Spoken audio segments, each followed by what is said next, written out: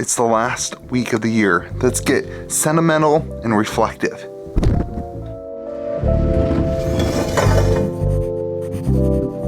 Well, what's up everyone? Welcome back to Kitchen Table TCG. I hope you're having yourself a fantastic, post-holiday week. You're getting yourself back into work maybe, and you're just relaxing a little bit as we gear up for New Year's and the New Year's Eve stuff. I do have a new series that we're gonna do just this week that's gonna be called Reflections on 2021. This is gonna be just a week-long series of me reflecting on specific topics and TCG moments in this kind of alternative TCG world of 2021. So we're going to talk about all these different games. We're going to focus in on one or two or three or four moments of this 2021. What I think of as the pinnacle moments, really for this channel. What the stuff that I cover on this channel. So it's going to be my raw thoughts. I do have notes and stuff, but it's going to be kind of a memory dump for history for me, as well as my honest takes of scenarios that is part of the conversation of the community in 2021.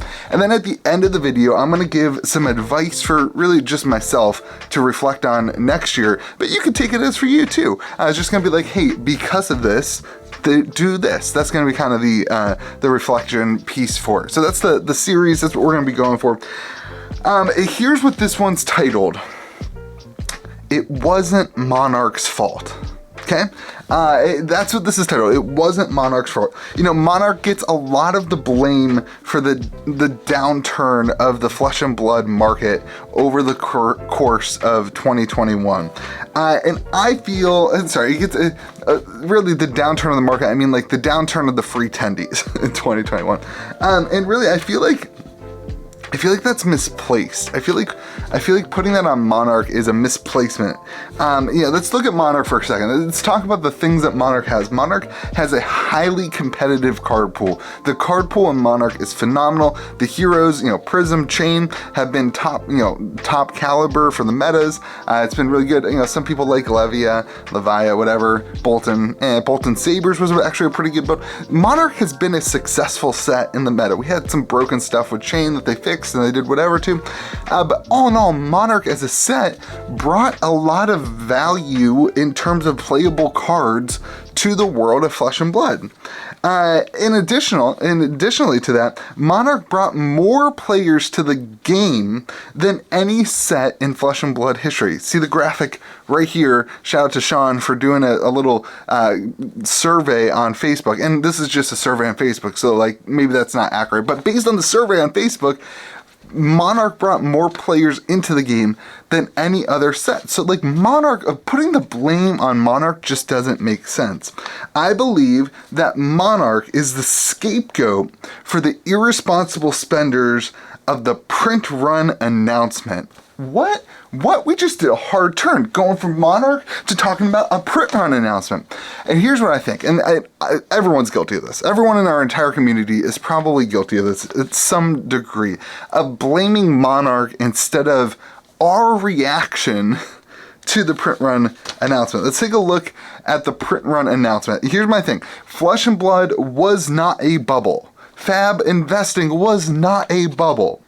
But the 10 weeks after March 27th, those 10 weeks, those 8 to 10 weeks, just a little bit, that 2-month period in 2021 was a bubble. That was a bubble in the Flesh and Blood marketplace and in the history of Flesh and Blood. Those 8 to 10 weeks after March 27th, I think we will look at them as a bubble in Flesh and Blood. The whole market was not a bubble, just those weeks.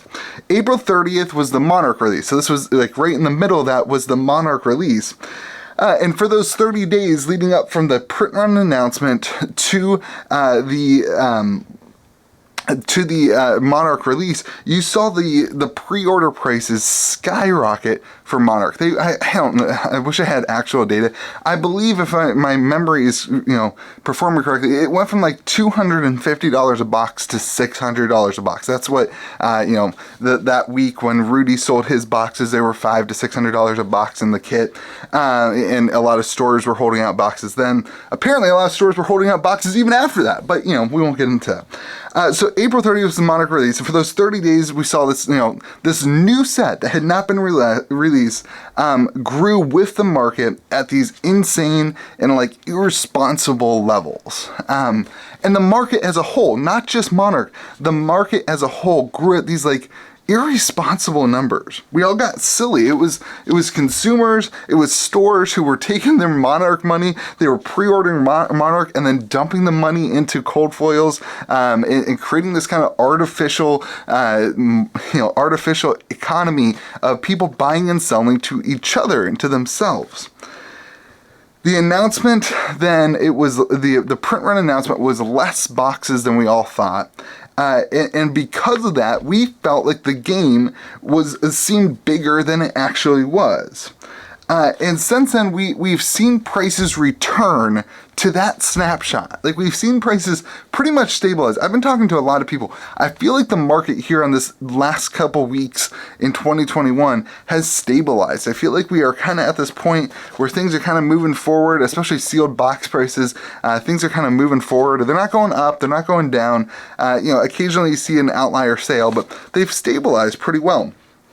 They've actually stabilized at the March 27th price point. Like, I'll pop a graph up, you'll see some editing, but, and Monarch has actually performed incredibly. If you pretend that Monarch was the same release as like Tales of Aria, where like nobody bought the $175, I guess I bought $175 from Channel Fireball.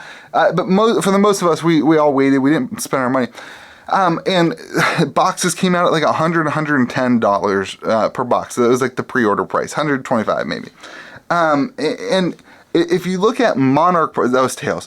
If you look at Monarch prices, now they're $175, $180 a box, which is roughly 1/3 the value of Crucible of War. So they have held up to this like standard of being like 1/3 the previous set, which I really think Monarch's going to have like a 90 to 100,000 print run now. That's, based on seeing all these stores and all that they were holding back, it seems like that's about what the print run's going to be. So 1/3 of the print run would put this at about the price that it is at. It would put it about $175 a box. So Monarch has held up comparatively. If you look at hypothetical print runs, we don't know the print runs, but it has like held up comparatively to those print runs. So again, I think it's not, the point is this is not Monarch's fault. And I want to end this, like my first reflection on 2021, I wanted to home run this idea that like, I don't think that the flesh and blood market, the way that we're doing, is in a bad place. I don't think that it was a bubble that burst. I think that little window burst. At that point, we got silly. We got greedy as a community. We moved from being like all in on getting our friends playing and invite to like being greedy and just making as much. Stores did it too. They put all their money into cold foils and into hearts and eyes and whatever, rather than just, I don't know. I don't know what the alternative was because the hype was so strong.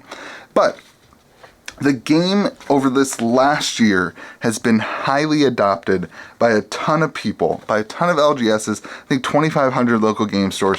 It has been highly adopted by a lot of people. And the market is not reflecting that statement. The market is not reflecting the influx of new players, even unlimited. Even the players market is not reflecting. It is not reflecting this influx of new players that has come into the market.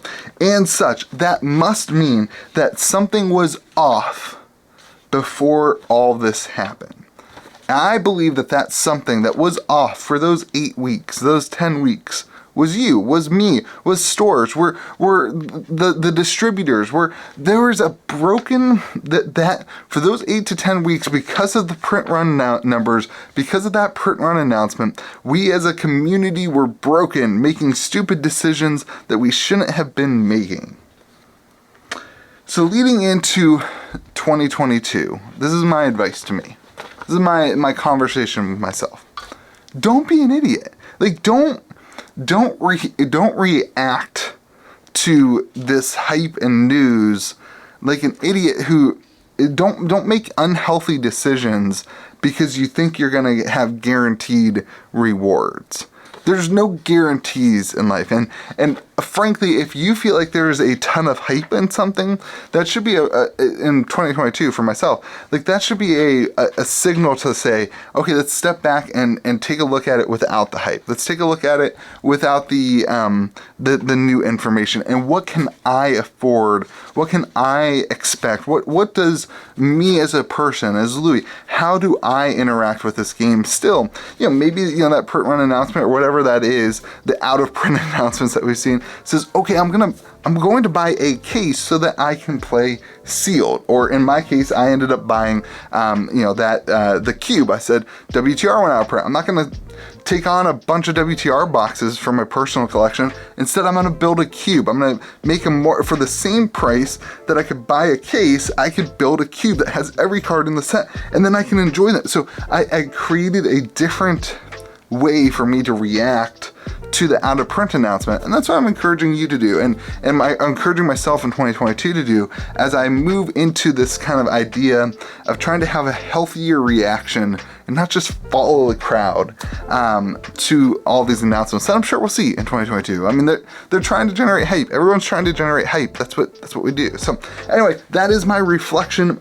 Monarch is not the culprit. It was our reaction to the print run announcement. In my opinion, that was the culprit. If you look at the prices and the stability of things, I really think that we had an overreaction. That was a bit of an overreaction, Michael Scott at the office. Anyway, hope you guys have a great day. Remember to be kind to the people around you. We'll talk to you again here in a couple days. No, what am I talking about? We'll talk to you again here like today, later on today. I will say, if you're still watching at this late in the video, we may see some content switch around. My wife is going back to work. Been on maternity leave for 12 weeks, so it's time to go back to work. Some things might change. You may not see regularly uploaded like times, like 11:45 and 6:45 is when I try to post on Eastern Standard Time. So you may see some difference going on. But that being said, I am so thankful that you have been here with me over 2021. It's been an incredible year, way more successful than I ever would have dreamed that this channel would be. So thank you for being here. I'm extremely grateful for you. We are going to do an end of the year little celebration where we do another charity fundraiser with some Crucible boxes. So hope you guys have a great day. Remember to be kind to the people around you, and we'll see you again next video.